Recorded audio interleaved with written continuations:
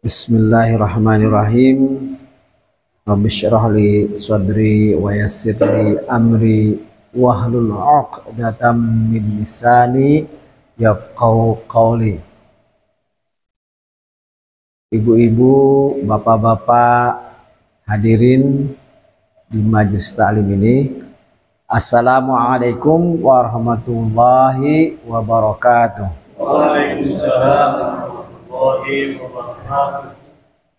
Alhamdulillah, wassalatu wassalamu ala nabiyyina Muhammadin wa ala alihi wa ashabihi ajma'in. Amma ba'd. Qala Allah ta'ala fi kitabihil aziz wa biqaulihi yahtadil muhtadun. A'udzu billahi minasyaitonir rajim. Wa man awfa bima ahada 'alaihi Allah fasayutihi ajran 'azima. Walaqad ahidna ila adama min qabl fanasiya wa lam najid lahu azma. Bapak-bapak, ibu-ibu sekalian,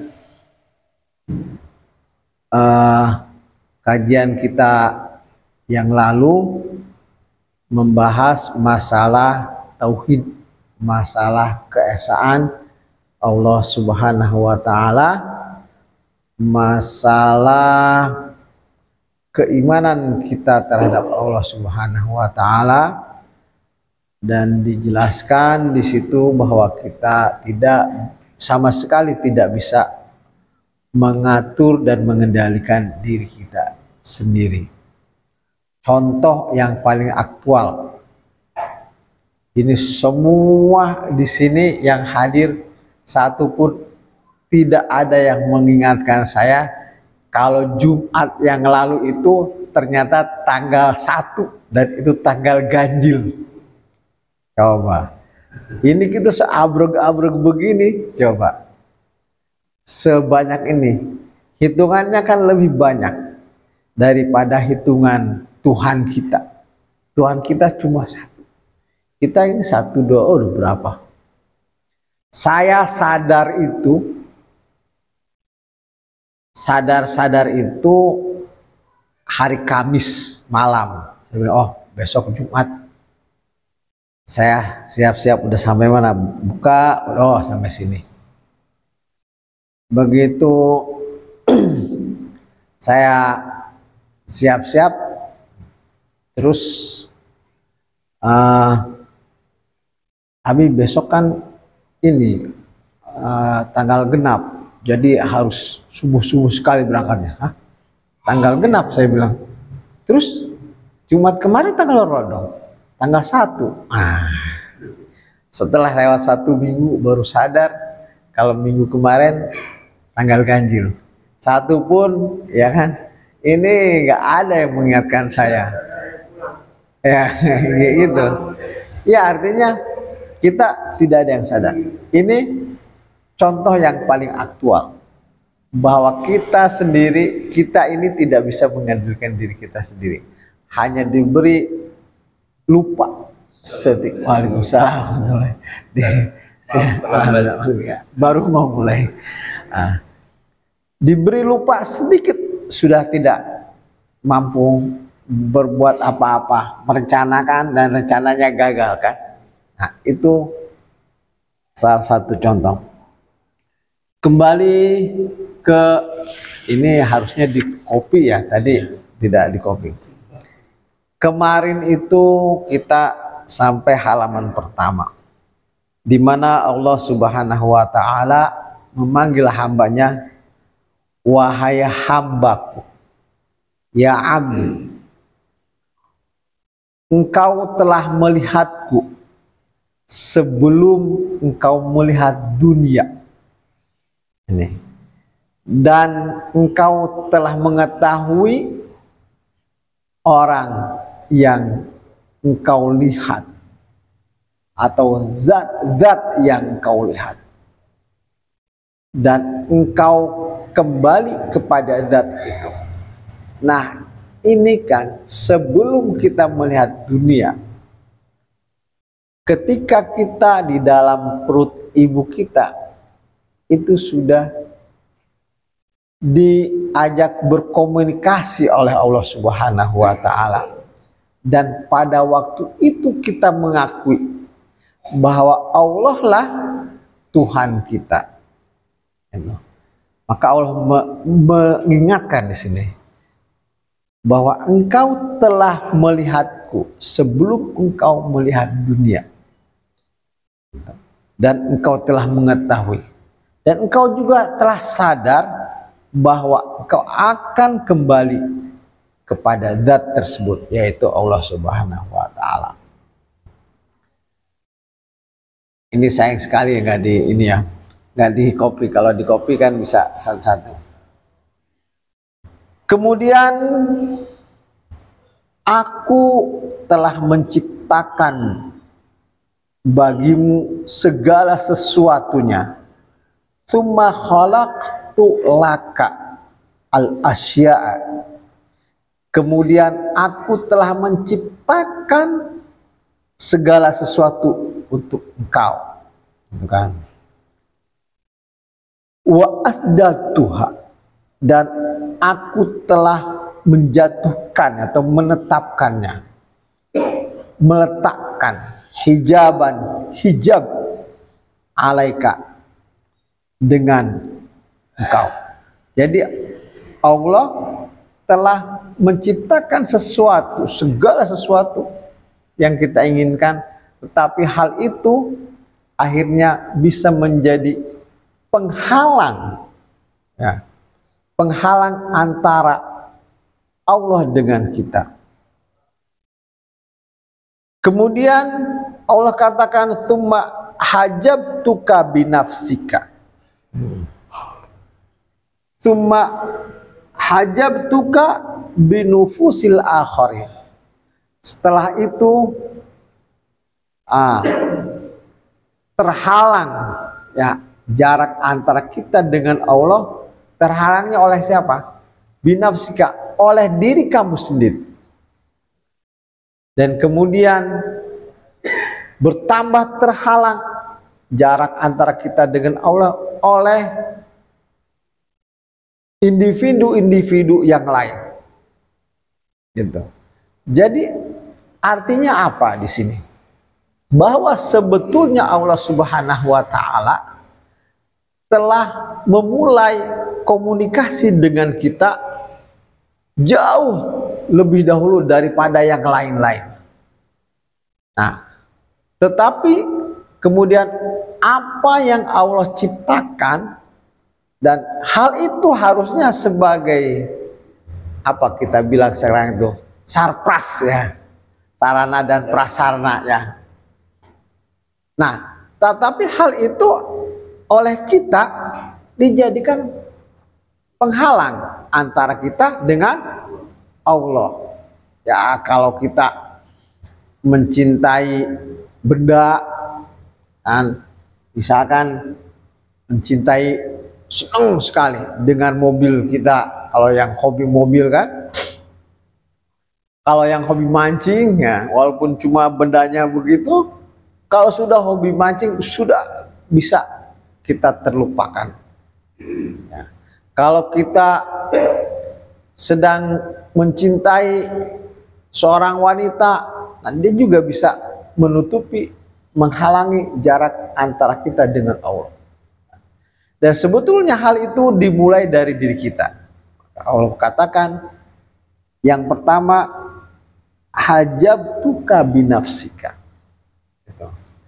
Setelah kita membuat jarak dengan Allah, akhirnya individu-individu lain, orang lain lah bahasa kampungnya, itu bertambah, ya, menambah jumlah atau menambah jarak jarak semakin jauhnya kita dengan Allah. Ini kira-kira masuk logika tidak? Gitu. Contohnya begini, kalau kita sudah tidak mengingat sesuatu, kan? Katakanlah tadinya senang sekali dengan motor lah, gitu kan? Kemudian kita melupakan motor itu. Itu walaupun motor dekat, tidak ada di pikiran kita. Nah, pemikiran kita itu yang menghalangi ingat kepada motor, padahal bendanya ada di depan kita. Demikian juga dengan Allah. Allah ada di depan kita. Tetapi karena pikiran kita sudah memplot sendiri, membuat jarak, akhirnya terjauhkan. Kemudian kita tersibukkan dengan pikiran-pikiran yang lain, ya kan? Nah, tadi contohnya misalkan ke motor, sudah melupakan motor, padahal bendanya ada di depan kita. Akhirnya mungkin ada benda lain. Kalau dulu tuh kan ada orang-orang yang gila batu akik, ya kan? Sampai ratusan juta, menurut saya nggak masuk akal itu. Tapi karena dia mencintai akik itu, wah, ratusan juta dia beli, dia gosok terus gitu kan. Motor yang depannya ini sudah dia lupakan. Dia ingat benda ini. Nah, begitu juga kita dengan Allah Subhanahu wa Ta'ala.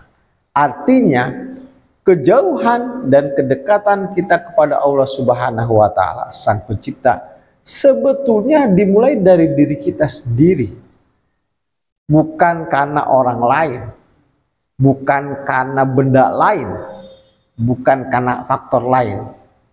Ya, memang ada pengaruhnya, tetapi itu setelah diri kita. Itu. Kalau diri kita tidak membuka celah untuk jauh kepada Allah Subhanahu wa Ta'ala, maka tidak akan pernah ada yang bisa membuat jarak kita dengan Allah Subhanahu wa Ta'ala. Gitu.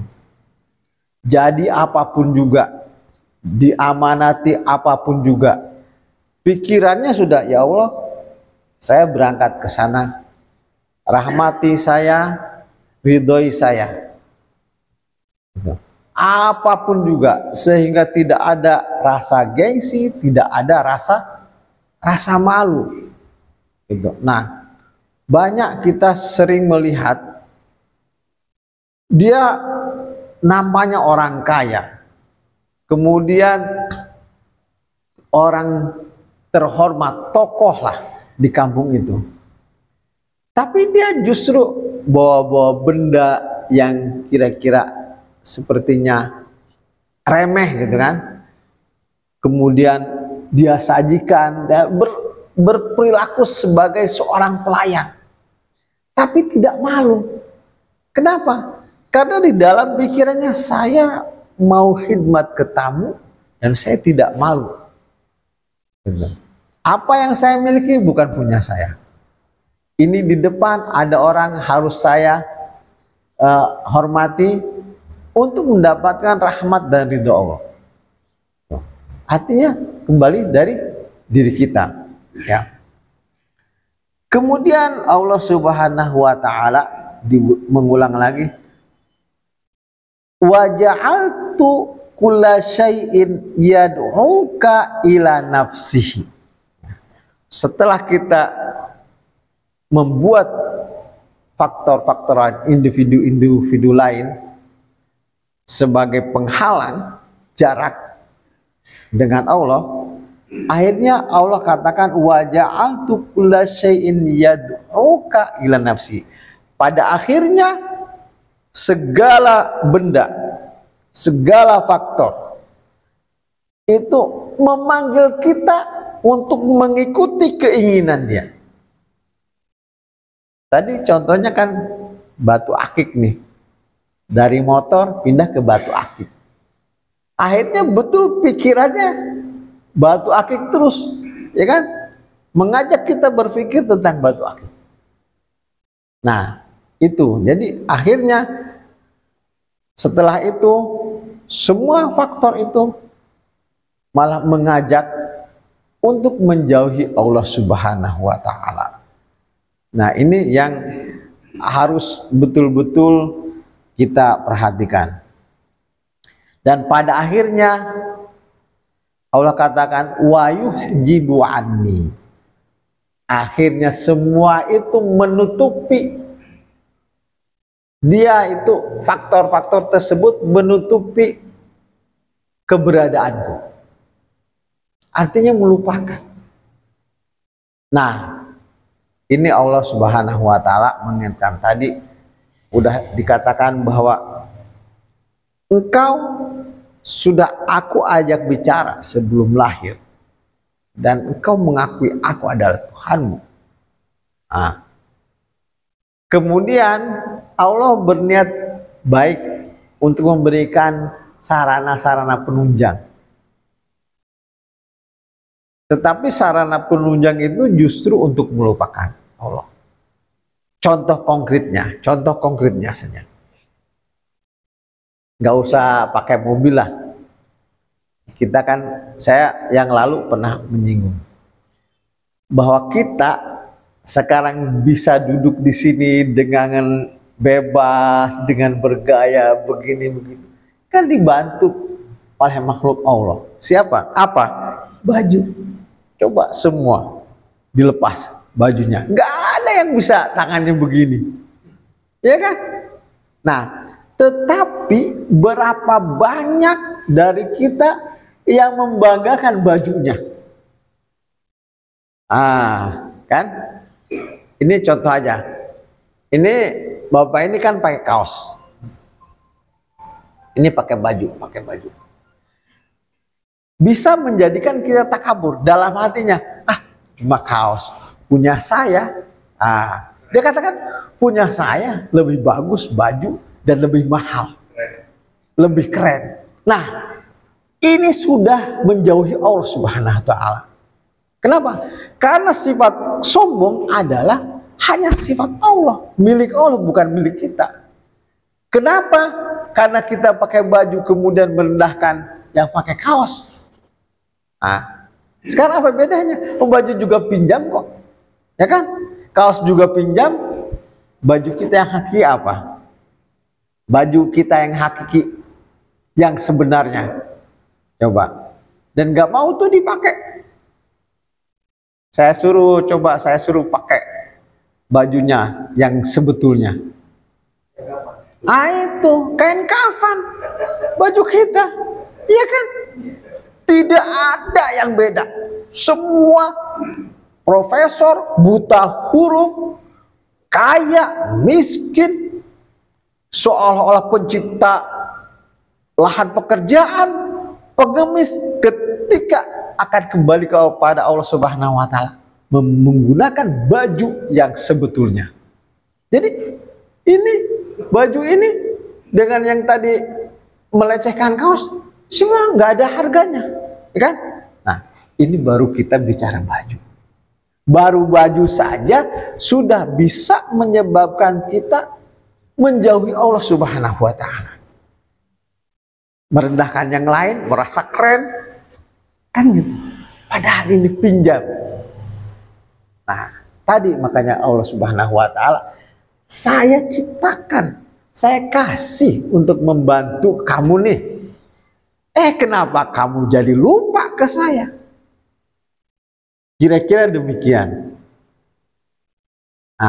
Dan terus kenapa jadi terus menjauh? Ya. Nah, Allah Subhanahu wa taala kemudian mengingatkan lagi, summa udda fabadauta min khalfiha jami'an wa ta'arraftu ilaika wa qultu laka inni khaliquha kullaha. Kemudian engkau kembali, dan pada waktu itu justru Allah yang mengenalkan diri. wa ta'araftu ilaika. Allah mengendalikan diri kepada kita dan mengatakan pada waktu itu bahwa aku adalah penciptamu. Akan tetapi kita melupakannya. Hanya ada juga ya makhluknya, hambanya yang amanah, yang ingat, oh iya, ternyata aku ini hanya seorang hamba, gitu kan. Nah, semua yang Allah ciptakan untuk membantu kita itu adalah hanya amanat. Innaha amanatun indaka. Hanya titipan. Saya titipkan, silahkan gunakan. Gak ada masalah, gitu kan. Ya logikanya aja kadang-kadang kita dititipi barang. Misalkan gini, ini saya nitip ya motor, gitu, daripada ini didiamkan saja, ya silahkan dipakailah, hitung-hitung manasin, kan gitu. Saya mau pulang dulu mudik 1 bulan. Kalau dibiarkan kan paling tidak banyak kempes tuh motor. Tapi kalau kita titipkan, kita persilahkan, silahkan gunakan. Nah yang dititipi itu akan memelihara motornya. Itulah yang amanah. Jadi sebetulnya dalam kehidupan kita ini itu sudah merupakan contoh apa yang Allah lakukan terhadap kita. Gitu. Saya kasih harta kekayaan. Silahkan gunakan, tetapi dalam rangka beribadah kepadaku. Itu yang amanah. Lah kalau dititipi motor, kemudian yang dititipinya itu tidak memelihara, bahkan mungkin digadekan gitu kan. Begitu pulang, mana motor saya? Oh maaf, saya gadein. Coba kira-kira seperti apa? Ya kan? Nah, demikian juga Allah Subhanahu wa Ta'ala terhadap kita. Kita itu dititipi harta, dititipi anak, dititipi istri. Istri juga merupakan titipan daripada Allah Subhanahu wa Ta'ala. Nah, itu dipelihara, dijaga agar kita terus ingat kepada Allah dan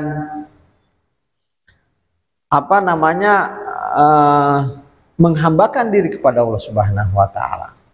Ini ya ibu-ibu ini, para perempuan itu enak banget. Nih, kita yang laki-laki ini kalau bahasa Inggrisnya rekoso. Kalau ibu-ibu itu rajin tahajud, kemudian kita tidak rajin, mereka selonong aja masuk ke surga. Tetapi kalau ibu-ibu, istri-istri itu, istri kita dibiarkan, kita rajin tahajud, rajin ibadah, ketika hendak masuk surga di stop. Sebentar dulu nih. Itu istri kamu kenapa nggak pernah sholat? Nah, karena ini merupakan titipan dari Allah Subhanahu wa Ta'ala. Gitu. Ya, maka ibu-ibu ini harus betul-betul ikhlas melayani suami-suaminya. Ya. Karena berat. 2 kali ditanya itu. Kalau suami kita nih pada soleh apalagi kitanya bergajul. Udahlah beres gitu kan. Nah, itu yang harus kita ingat. Kemudian Allah katakan hanya orang yang amanah, wa alal amin ayyaruddal amanah. Hanya orang yang amanah, yang tahu diri, yang dapat mengembalikan amanat Allah Subhanahu wa taala, yang dapat mengembalikan titipan Allah Subhanahu wa taala. Gitu. Diberi apa saja, oke, dipelihara dalam rangka beribadah kepada Allah Subhanahu wa taala. Kemudian dikatakan, apakah engkau tidak percaya kepada bahwa sesungguhnya seluruhnya itu adalah milikku dan akan kembali kepada. Dan apakah engkau termasuk yang dapat menjaga amanah ini, yang dapat menjaga titipan ini, yang memenuhi janji-janji terhadap Allah Subhanahu wa taala. Dan Allah katakan, wa man awfa bima ahada alaihi Allah fasayutihi ajran azima. Barang siapa yang memenuhi, yang menepati janji terhadap Allah Subhanahu wa taala, maka akan Allah berikan balasan ganjaran yang sangat baik, yang sangat besar.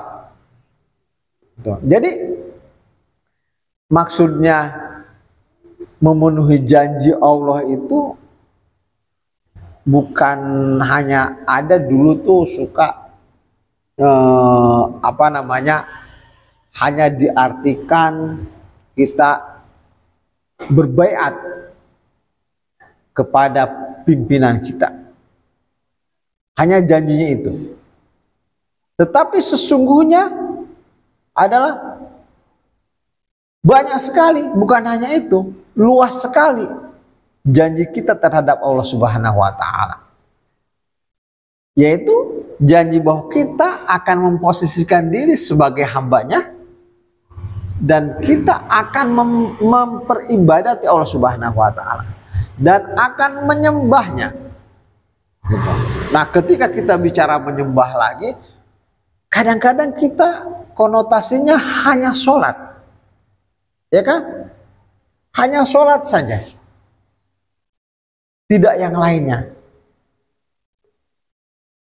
Justru sebetulnya janji kita itu adalah lebih banyak di luar sholat. Bagaimana kita bergaul, bermuamalah dengan sesama Bani Adam, anak-anak Adam, kan? Maka Allah Subhanahu wa taala kan mengatakan, apabila kita mempunyai masalah dengan sesama kita, dengan Bani Adam, Allah tidak akan mengampuni sebelum keduanya ini islah, sebelum keduanya ini saling memaafkan. Itu lebih berat daripada kita memaksiati Allah. Tapi saya bukan mengajarkan oke, boleh memaksiati Allah, yang penting baik dengan Bani Adam. Tidak demikian. Artinya ini perbandingannya, gitu. Harus kita berdamai dulu dengan sesama Adam, anak-anak Adam, baru Allah Subhanahu wa taala mengampuni. Ya. Kalau kita misalkan lupa sholat, kadang-kadang kan lupa sholat kan. Saya suka kadang-kadang sibuk gitu kan, perasaan tadi sudah ya, begitu malam gitu. Kayaknya belum. Kadang begitu. Nah, kadang saya tanya sama anak saya, tadi Abi udah sholat belum ya? Tadi Abi pergi nggak? Nah, ingatan kita, oh tadi pergi masjid, gitu. Padahal kita lupa. Apalagi kita sedang dalam perjalanan. Nah, ini kalau sampai lupa, Artinya kita punya masalahnya hanya dengan Allah kan. Kita minta ampun dan segera diqodho, selesai. Tetapi kalau saya punya masalah dengan ini, harus bermaafan dulu, baru Allah Subhanahu wa Ta'ala mengampuni. Nah, jadi yang dimaksud memenuhi janji-janji terhadap Allah adalah dalam segala bentuk, semua yang Allah perintahkan, termasuk bermuamalah dengan Bani Adam, dengan anak-anak Adam. Ya, jadi kalau Waalaikumsalam, silakan. Jadi kalau kita berpemahaman bahwa menyembah Allah itu hanya sholat atau hanya zakat, berapa banyak dan berapa kali gerakan sholat kita di luar kebiasaan, ya kan? Contohnya kita bila sedang bepergian naik pesawat, misalkan begitu, ya, itu pasti gerakannya tidak sama dengan kita sholat di sini. Kemudian berapa banyak di antara kita yang tidak membayar zakat fitrah? Kenapa? Ya memang karena tidak mampu.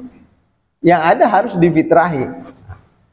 Jadi kalau ibadah itu hanya itu, maka sempit sekali dan susah rasanya menyembah Allah. Ya. Nah, ini yang harus kita pahami, bahwa menyembah Allah atau ibadah kepada Allah Subhanahu wa Ta'ala bukan hanya sholat, puasa, dan zakat, akan tetapi justru di luar itu yang lebih banyak, ya, bermuamalah dan bergaul sesama kita. Nah, kalau kita sudah punya niat untuk mengikuti perintah Allah itu, waman aufa bi ahdihi, ya kan? Maka Allah akan memberikan pahala, memberikan rahmat, dan akan meridhoi kita. Ya. Bunda Allah Subhanahu wa Ta'ala mengatakan, innama nahaituka anit ta'alluq bisyai'in, bahwa saya telah melarang engkau ketergantungan terhadap segala sesuatu, tergantung kepada apa saja.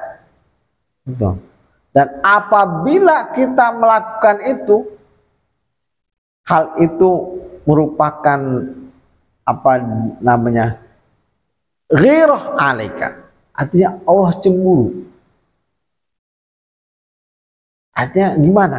Orang saya, aku yang menciptakan engkau, kenapa engkau bergantung pada yang lain?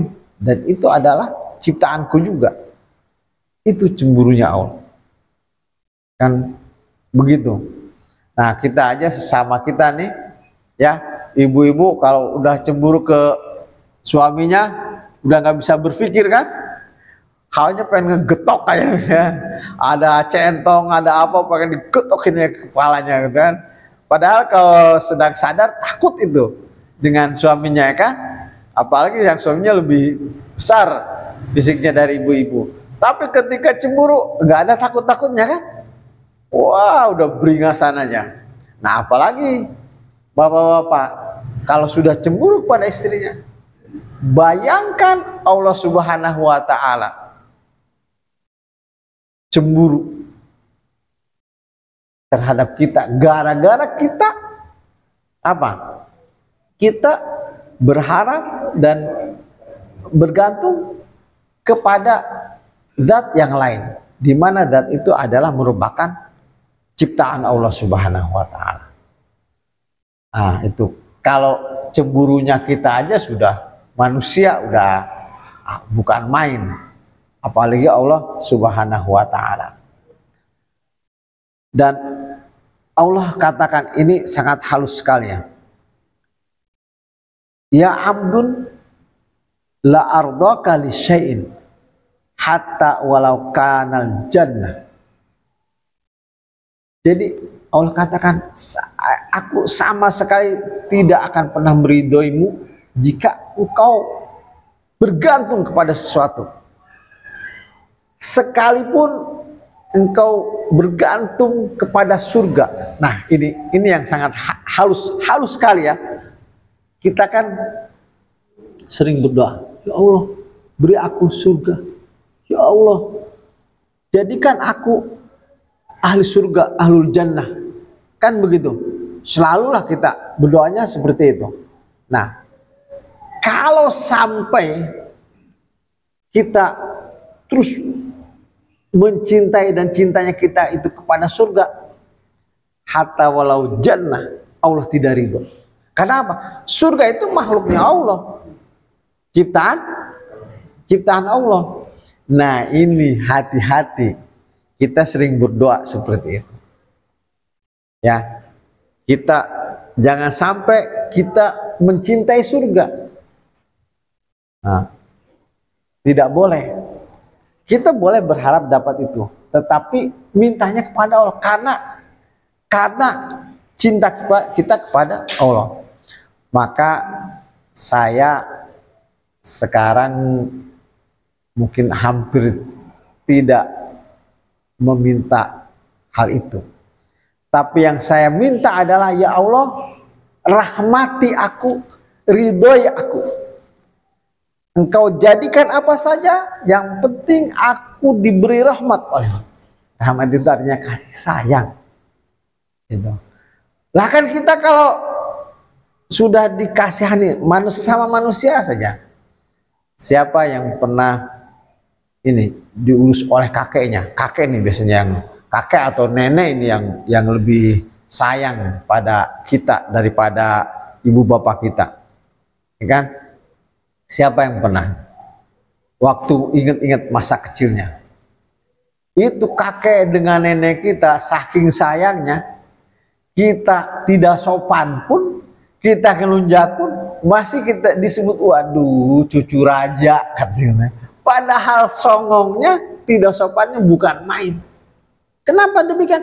Karena kakek itu cinta betul, sayang betul ya kepada cucunya. Nah, bayangkan Allah Subhanahu wa Ta'ala kalau sudah memberikan rahmatnya kepada kita, sudah meridhoi, maka surga itu tidak ada apa-apanya. Pasti Allah berikan semua. Jadi logikanya seperti ini.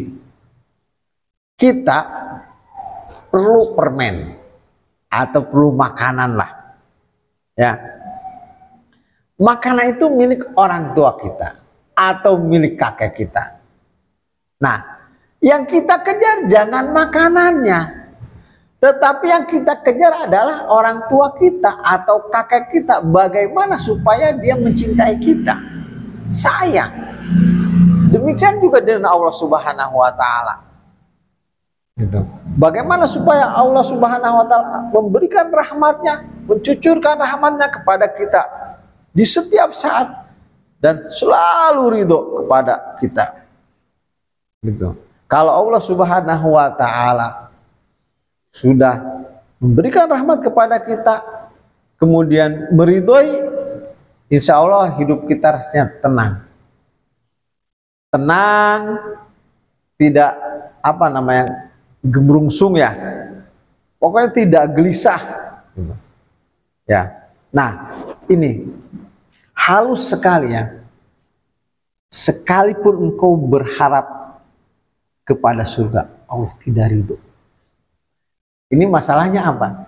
Kita kan sering berdoa, mungkin setiap hari, ya Allah jadikan aku, masukkan aku ke surga. Ya kan? Mungkin setiap hari lah kita baca doa seperti itu. Coba apa? Ini permisalannya contoh yang nyata Allah katakan terhadap surga. Apalagi yang lain yang belum jelas.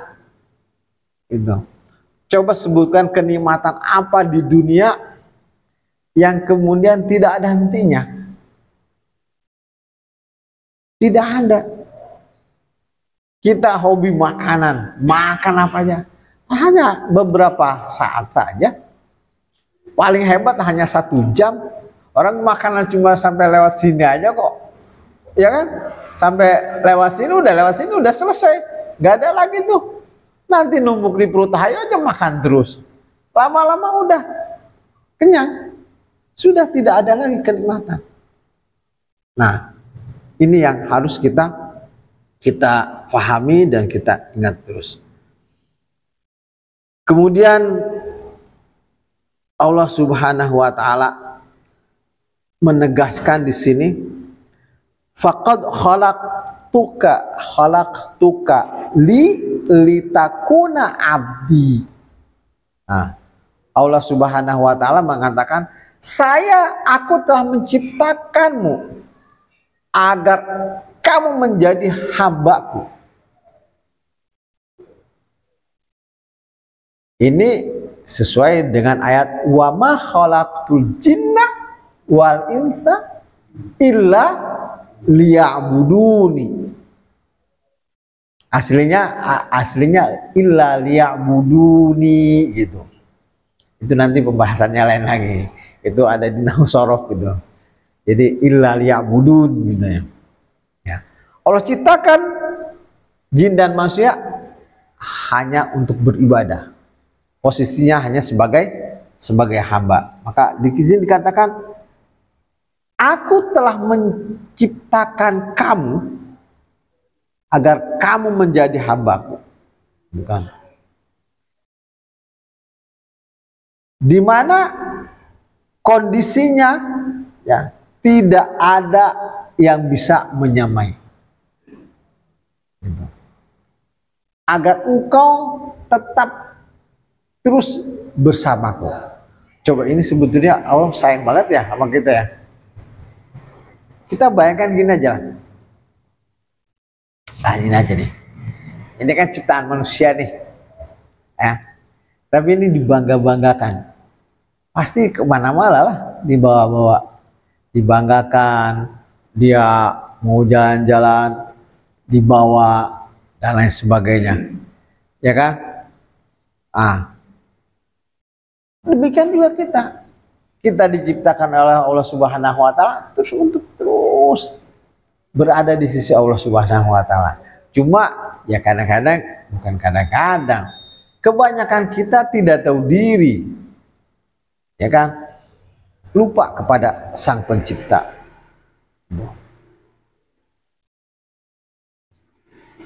Ini di akhirnya Allah mengatakan, ini sangat indah sekali. Anta manzori, dibilang. Kamu itu pandanganku. Kamu itu pemandanganku. Artinya sebetulnya Allah Subhanahu wa taala menciptakan kita terus dilihat, dilirik-lirik, oh ini kurang ini kurang ini. Seperti kita kalau cinta pada mobil lah, ya kan? Dielus-elus. Mobil nggak dipakai, kena debu dikit, wah dibersihin.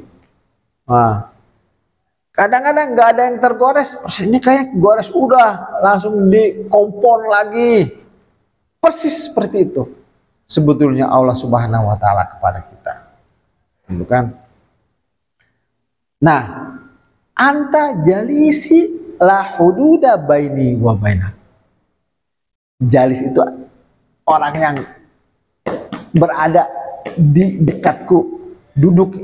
Itu dari jalasa, kata kita ini duduk nih, jalasa ya justru, makanya ada majlis. Majlis itu ya tempat begini. Nah, jalisi, kamu itu makhluk yang senantiasa harus di sampingku, duduk bertempat denganku. Coba ini sebetulnya ini kata-kata seorang pemuda atau seorang pemudi kepada kekasihnya yang dicintai kan. Ini sebetulnya seperti kata-kata orang yang sedang mabuk cinta kan. Dan sebetulnya demikianlah Allah kepada kita. Tuh. Dikatakan la hududa baini wa bainak. Gak ada batas antara aku dengan kamu. Tuh. Diulangi lagi, ya abdun laisa baini wa bainaka bainun. Gak ada jarak antara aku dan kamu, ya. Sedikit pun, gap sedikit pun tidak ada. Tuh. Ana aqrabu ilaika min nafsi. Saya ini lebih dekat kepadamu daripada diri kamu sendiri. Coba kira-kira masuk akal nggak? Masuk akal nggak kira-kira? Kok gimana Allah lebih dekat ke kita daripada diri kita sendiri? Ya, daripada badan kita sendiri. Kira-kira masuk akal nggak nih? Karena apa? Kita juga suka lupa dengan jasad kita, dengan badan kita. Suka lupa kok. Contohnya apa? Nggak bisa ngontrol siapa yang pernah kegigit lidahnya. Hah? Siapa yang pernah kegigit, itu nggak sengaja kegigit bibirnya. Bibirnya digigit sendiri dan tidak sengaja. Kan itu lupa. Lupa kalau di sini itu ada bibir. Padahal tiap hari kita bicara. Pernah kan kegigit? Siapa yang pernah? Pernah nggak kegigit? Kegigit lidah sendiri, nggak sengaja. Artinya apa? Kita lupa pada diri sendiri. Itu contoh. Lah, Allah tidak akan pernah terjadi seperti itu terhadap kita. Maka Allah katakan, ana aqrabu ilaika min nafsi. Kita sama diri sendiri aja suka lupa kok. Gitu. Ya kan? Nah, terus lagi mungkin kadang-kadang kita nendang orang nggak sengaja, ya kan? Karena lupa, ini saya punya kaki begini nih. Nendang teman kita. Ini contoh konkret kan? Itu. Maka anak aqrabu min nafsi. Ya. Kemudian dikatakan, malah Allah katakan nih, ana aqrabu ilaika min nutqik. Natok, ucapanmu. Saya lebih dekat kepadamu daripada obrolan kamu, daripada ketika kita mengeluarkan suara dari mulut kita. Masuk akal nggak kira-kira? Kita kan sebetulnya kalau bicara itu awalnya dari sini kan? Dari sini. Pasti dari sini. Kalau tidak bicara bukan mulainya dari sini, itu hanya ada dua kemungkinan. Orang ngigo sama orang gila. Ya, orang stres lah. Gitu. Salah satu dari dua kemungkinan. Nah, coba kita pikir-pikir aja ketika kita mau ini, duh, itu siapa ya? Nah, kan kadang-kadang gitu. Lewat, kita udah mau manggil nih. Panggil. Nah, dia udah lewat kan? Padahal waktu orang itu lewat, kita mau manggil susah gitu kan. Pak Rois gitu. Manggil kelewat gitu ya. Coba. Nah, Allah tidak akan terjadi terhadap kita. Ana aqrabu ya min nutqik. Lebih dekat kepada kamu daripada ucapanmu. Karena apa? Ucapan kita berjarak. Hasil dari sini atau hasil dari sini.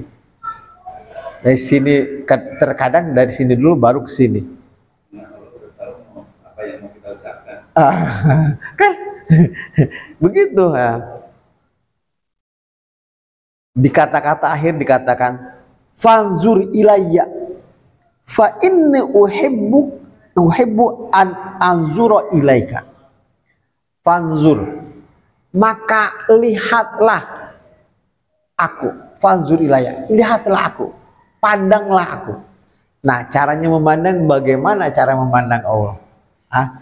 Ini di kajian kita yang lalu sudah, dengan cara melihat makhluknya, ya, mentafakuri betapa dekatnya Allah. Ini ada di sini unzur, ada dua kata, ro'a dan nazoro. Ro'a itu melihat, melihat sepintas gitu ya. Tapi nazoro unzur, melihat dicampur dengan mempelajari dan meneliti. Gitu. Nah, ada sebuah hadis begini.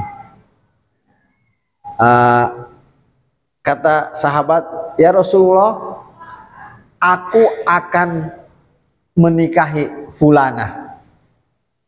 Kemudian Rasul bertanya, afaro'aitaha ro'ani, apakah engkau telah melihatnya? Kemudian Rasul memberitakan, idhab fanzurha, pergi dan lihat. Tapi yang kedua ini pakai kata-kata nazoro unzur, artinya lihat, teliti, pelajari bagaimana bibit bobot bebetnya, kan begitu.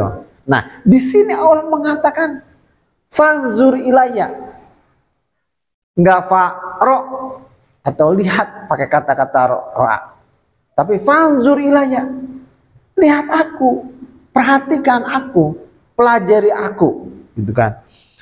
Fa inni uhibbu an anzura ilaika, bahwa aku ini senang sekali melihatmu. Menggunakan kata-kata nazar lagi.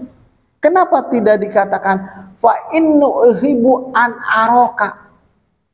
Allah saja terus niteni, ngelihat, ngeliti, apa bahasa timurnya itu, mentelengi gitu kan.